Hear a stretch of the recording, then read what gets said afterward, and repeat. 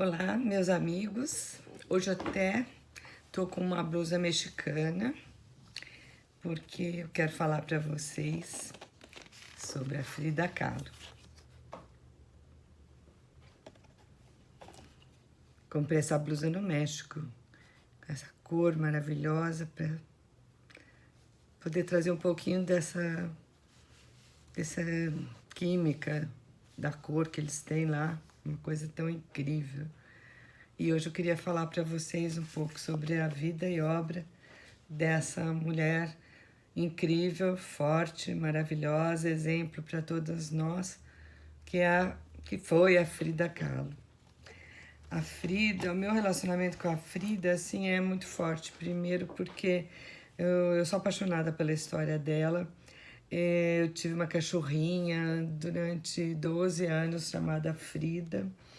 E tive na minha galeria, eu tinha um café chamado Frida Kahlo, onde se realizavam exposições mensais.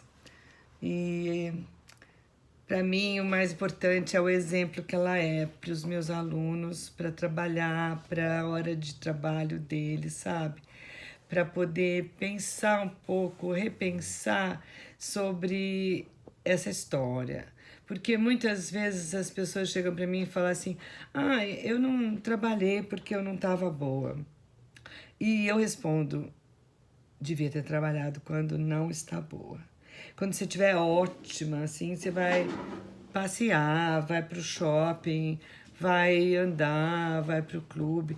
Mas quando você não estiver boa, pinta. Essa é a receita minha que eu dou, porque eu acredito que a arte salva. E, e a Frida, para mim, é um maior exemplo dessa salvação, porque ela teve uma vida de muita dor. Ela é conhecida pelos autorretratos, ela nasceu em 1907, morreu em 1954, com 47 anos, super jovem, passou por muitos problemas. Ela nasceu em Coyoacán, no México. O pai era alemão e a mãe espanhola, família de origem espanhola. E o pai dela era fotógrafo, tornou-se fotógrafo, aprendeu com o sogro. E era uma pessoa extremamente sensível, que foi sempre apaixonada pela Frida. A Frida não tinha uma relação muito boa com a mãe. Eu acho que elas tinham um pouco de competição entre elas com relação ao pai. Porque o pai protegia muito a Frida, porque ela sempre foi uma criança frágil, ela teve paralisia infantil, ela ficou muito tempo acamada por conta dessa paralisia infantil, poliomielite, né, da época. Ela ficou 9 meses de cama e deixou uma sequela no pé. Então ela tinha um pé bem atrofiado e ela tinha horror de mostrar esse pé. Então nas fotos que aparecem ela quando era mocinha, ela sempre está de terno ou de calça comprida, trajes masculinos. E depois, mais tarde, ela foi adotar os trajes indígenas típicos, com aquelas saias longas, terruanas e coloridas, que ficou a marca registrada dela, tanto que nos Estados Unidos, outros lugares que ela ia, as pessoas perguntavam onde está o circo, e ela não se tocava, porque para ela era um orgulho, era uma honra, a origem. Até é engraçado um pouco uma coisa que todo mundo fala, ah, ela é aquela artista de bigode, é aquela artista que tem a sobrancelha fechada, blá, blá, blá. Se você vê as fotos da Frida, ela não tinha bigode e nem a sobrancelha tão fechada quanto exageram. Mas é que naquela época era muito chique você ter uma origem europeia. E quando ela põe esse bigode, é assim para reforçar essa origem europeia, espanhola que ela tinha. E não dizer que ela era de origem indígena, se bem que ela honrava isso, sempre honrou imagem, nas roupas, nos arranjos que ela fazia, em toda a indumentária dela, ela honrava mesmo. A Frida dizia que ela teve 2 graves acidentes na vida dela. Um foi o acidente que ela teve mesmo e o outro foi o Diego. E ela dizia que o Diego foi pior. Porque quando ela era mocinha, ela teve um acidente que marcou muito a vida dela. Ela ia com um namorado num autobus e esse carro bateu num ônibus e teve um acidente muito, muito violento. Quer dizer, foi devagar, mas violento, porque o ônibus não conseguiu parar. E aí ela foi perfurada, na verdade, pela pelve. Ela foi perfurada com ferro. Foi uma coisa medonha. Ela ficou muito tempo no hospital, ela teve fratura em vários lugares da coluna, em vários lugares do corpo, nas pernas, que ficou acamada por um longo período. E quando ela foi para casa, ela começou a pintar. Começou a pintar porque o pai ajudou ela a pintar. No caso, ele colocou um espelho na cama, uma forma que ela pudesse se ver. Aliás, eu tive na casa da Frida, Casa Azul, ano passado. Eu achava que eu nem ia ficar muito mexida, porque tinha tanta gente, tanto turista, que eu falei, ixi, isso daí já virou um ponto turístico, eu acho que nem vou sentir nada, mas eu senti. Na hora que eu vi aquela cama, nossa, eu chorei. É uma cama pequenininha que foi adaptada tudo para ela poder pintar. Ela, espelhos, tipo um cavalete, o pai dela que arrumou tudo. E ela sempre tinha vontade de pintar por causa do pai, que o pai gostava de pintar, tinha tintas, caixas de tintas e tal. Mas ela nunca tinha pintado. Nessa hora foi a oportunidade que o pai ofereceu para ela. E ela pintou pela vida fora muitos autorretratos. E daí ela falava que ela pintava autorretrato primeiro porque ela ficava muito tempo sozinha. E depois que era o motivo que ela mais conhecia, ela própria. A Frida foi muito especial, muito especial. E ela teve muito tempo deprimida, com muita incapacidade de andar. E foi muito difícil a vida, né? Eu acho que a vida dela foi uma constante entre a vida e a morte. Ela passou por 32 cirurgias. Num ano, ela fez 7 cirurgias na coluna. Fez transplantes ósseos, fez amputações, 3 abortos, a impossibilidade de ser mãe. Foram 44 anos de muito sofrimento físico. Muito, muito, muito sofrimento físico. Em 1928, ela já estava mais recuperada, se juntou a um grupo de artistas intelectuais que ficavam em volta do Diego Rivera, que era famoso na época, e que pintava uns painéis financiados pelo governo, que era uma forma de ensinar ao povo um pouco da história política do país. Ela conheceu o Diego Rivera através da Tina Modotti, que era uma amiga dela, que era namorada daquele famoso fotógrafo Eduardo Weston. E ela, em 1929, ela se casa com o Diego. Ai, tem uma foto. Ó. Chamava, que era o sapo e o passarinho. Ela era muito pequenininha e ele muito gigante. Gigante mesmo.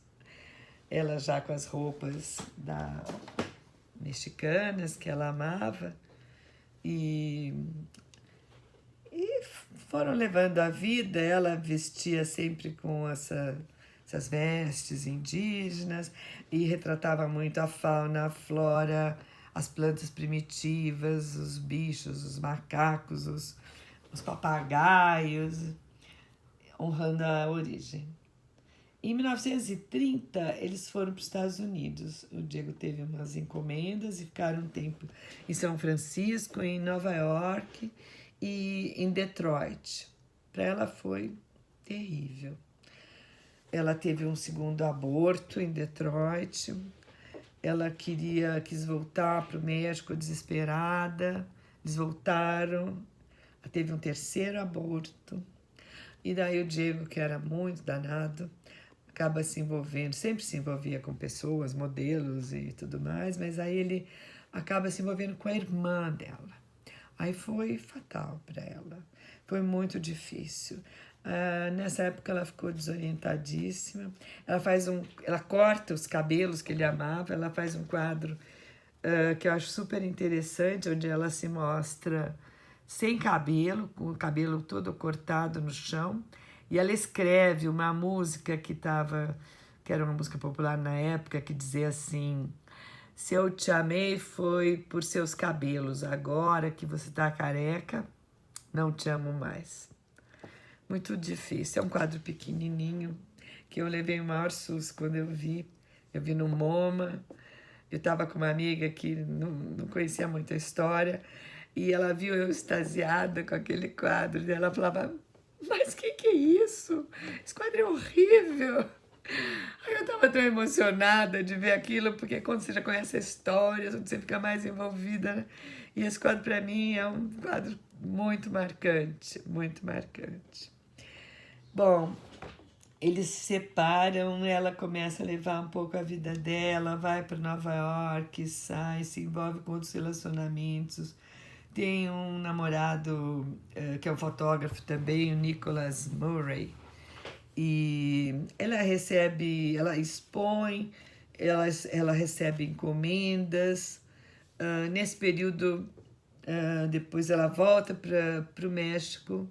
O Trotsky é hóspede deles durante um tempo, mas esse é um outro capítulo, parece que eu dei uma aula só sobre ela e o Trotsky tiveram um breve romance. E nessa época, em 1939, ela tem um convite do André Breton, vai para Paris, faz uma exposição junto com outras obras mexicanas, e a primeira obra dela, uma obra dela vai ser a primeira obra mexicana a ser vendida para o Louvre. É um retrato dela, um autorretrato, que essa parte azul de dentro é de um material meio metálico, e a parte das flores e dos pássaros que tem aqui é pintada no vidro. Então esse é o primeiro quadro mexicano que o Louvre comprou.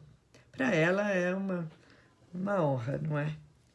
E ela nessa época também, por causa dessas roupas todas, ela acaba sendo uma capa da Vogue.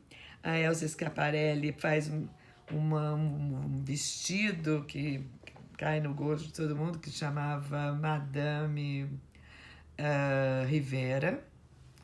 E ela faz sucesso, não tem como. Qualquer lugar que ela vai, ela chama atenção, ela faz muito sucesso. Daí ela volta para os Estados Unidos e volta para o México e eles se separam. Eles se divorciam, ela faz esse quadro que chama As Duas Fridas, que mostra uma Frida mais mexicana, mais terruana, e a outra mais europeia, com esse vestido branco. E uma coisa muito incrível, porque tem uma veia que liga as duas, os corações. Bem sofrido esse quadro. E aí as coisas ficam nessa loucura da vida deles, todos emocionais demais. E eles acabam se casando pela segunda vez. Eu não sei se essa foto exatamente é desse segundo casamento, mas uma foto histórica deles. Eles acabam se casando de novo e ela entra numa fase mais tranquila. Ela fica mais em casa, ela dá aulas em Coyoacán, ela faz retratos com animais que viviam na casa dela, os cachorros, os macacos, os papagaios, os autorretratos super famosos.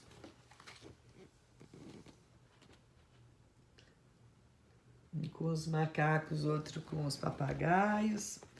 Ela começa a escrever o diário dela, e o diário é interessante, fala sobre sexualidade, magia, esoterismo, sofrimento físico e psíquico dela. Ela já tinha uma independência financeira que dava uma autoconfiança para ela, e ela era uma artista reconhecida. A sua saúde vai deteriorando. Em 1950, ela passa 9 meses no hospital. Ela saía da bengala, ia para cadeira de roda, morria de dores, produziu mais naturezas mortas, até que ela morre em 54, aos 47 anos. E ela escreve: espero a partida com alegria e espero nunca mais voltar. Ela diz: queria te dizer que meu inteiro ser está aberto para ti. Desde que me apaixonei, tudo se transformou e está cheio de beleza. O amor é como um aroma, como uma corrente, como uma chuva. Saiba, você é o céu que chove em mim, e eu, como a terra, te recebo. Essa é uma das frases de amor que ela faz para o Diego, dentre muitas outras. E eu tô aqui contando uma história de amor para vocês e de uma artista que vale a pena conhecer. Um abraço, espero que vocês tenham gostado, que vocês tenham vontade de procurar um pouco mais sobre a vida e a obra dela e levem tudo o que vocês puderem para o trabalho de vocês. Não se esqueça, é na hora que você não está boa que você pinta. Não precisa estar feliz e contente. É na hora que você está ansiosa, que você se desfaz da ansiedade através da arte. É a hora que você ganha contato com você mesma. É a hora que acontece a magia. Um abraço.